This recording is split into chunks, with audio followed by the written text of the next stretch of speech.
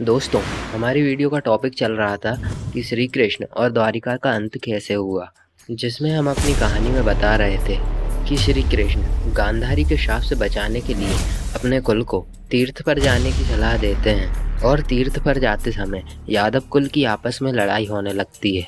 तो चलिए हमारी कहानी को यहीं से स्टार्ट करते हैं। यह बहसबाजी झगड़े में बदली और झगड़ा मारकाट में बदल गया।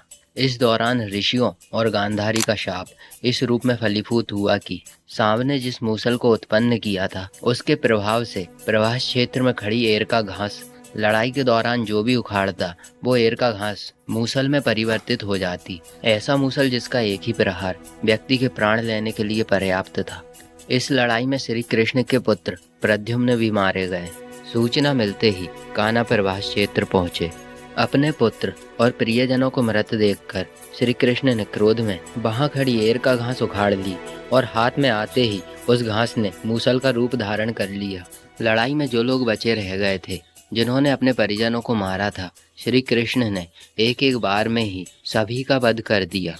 अंत में सिर्फ श्री कृष्ण, उनके सारथी दारुक और बलराम बचे। इस पर श्री कृष्ण ने दारुक से कहा कि हस्तिनापुर जाकर अर्जुन को ले आओ। फिर बलराम को वहीं रुकने को कहा और स्वयं अपने पिता को इस संहार के बारे में सूचित करने द्वारिका चले गए। कान्हा ने वासुदेव जी को इस संहार के बारे में बताया और कहा कि जल्द यहाँ अर्जुन आएंगे।